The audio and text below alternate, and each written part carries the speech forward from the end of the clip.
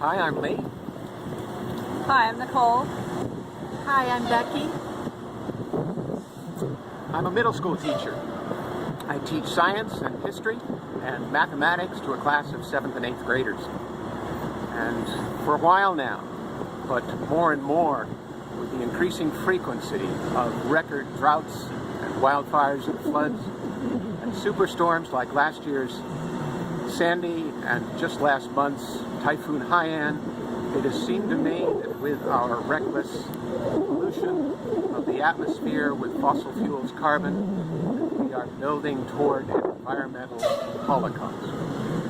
My teaching of history has taught me that to stand silent in the face of an impending holocaust is not right. I couldn't look my students in the eye if I didn't do more than merely teach.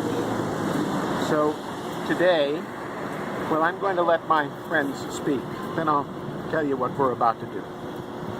Hi, I'm Nicole. I'm a retired teacher and a writer. I live on Peaks Island, which is about 20 minutes from here by a ferry. And I'm here because I'm against the Keystone XL pipeline. I have deep ancestral roots in maritime Canada, and I've been following this story now for 5 years. I've seen the pictures of what has happened in Alberta.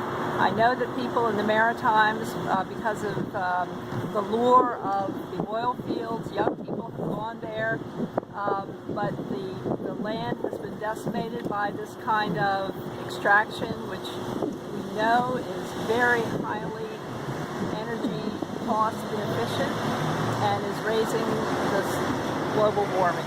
Also, I'm concerned about tar sands coming into Portland Harbor and the effect not only on our water and because of pipeline ruptures, but also the atmosphere, because these pipelines, when they do offload their fuel into boats, need vapor condensing units that then spew this pollutant into the air.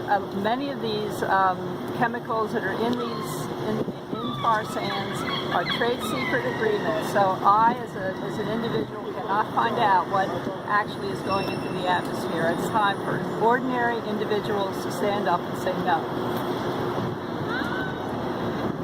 I'm Becky. I live in Phippsburg on the mid-coast area of Maine. My husband and I retired here about 10 years ago. Both of us spent most of our careers in business, and that includes a stint that I served as an attorney at Texaco back in the 1970s. As people who've been around corporations for a long time, we understand the profit motive. And I am here today to talk to TDBank about using their good common sense. Maybe the bank has not noticed the devastation caused by tar sands extraction in Alberta. Perhaps TDBank has been deceived by this tar sands extracting companies. Possibly the TDBank has bought the line from the tar sands pipeline companies that bitumen is the same as crude oil. Maybe they think that bitumen, when it's spilled or when it ruptures out of a pipeline, can be easily cleaned up.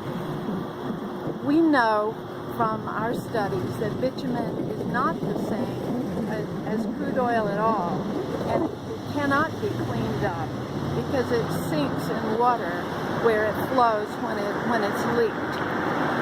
So my message to TDBank today is a simple one, and that's of common sense. I'm asking them to wake up and smell the bitumen, because it stinks and it devastates the land, air, and water. So we are three of more than 75,000 people who have signed the Pledge of Resistance against the Keystone XL pipeline. So we are about to deliver a notice over there to TD branches TDBank's Portland branch, that we will be back in a peaceful assembly with dignified, nonviolent civil disobedience if our State Department recommends to President Obama that the Keystone XL go forward. We're going to tell TDBank briefly who we are.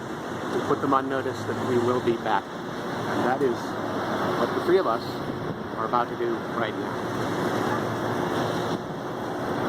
Let's go.